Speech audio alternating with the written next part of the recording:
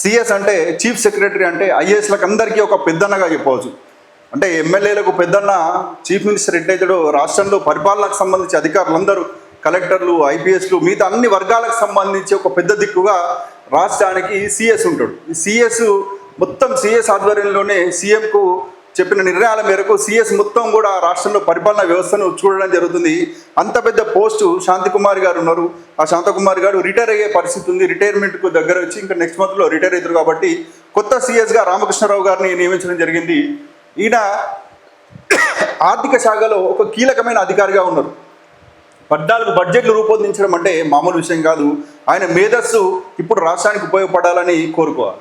నిజంగా ఐఏఎస్లను ఎప్పటికప్పుడు మారుస్తూ ఉంటారు, కానీ నిజమైన సమర్థత గల ఐఏఎస్ అధికారికి మంచి అవకాశం ఇచ్చినప్పుడు మంచి రిజల్ట్స్ ఉంటాయని చెప్పేసి దానికి నిదర్శనమే రామకృష్ణారావు గారు చెప్పవచ్చు. ఆయన ఆర్థిక శాస్త్రానికి సంబంధించి, ఆర్థిక వ్యవహారాలకు సంబంధించి ఇన్ని బడ్జెట్లు రూపొందించే అనుభవం ఉంది.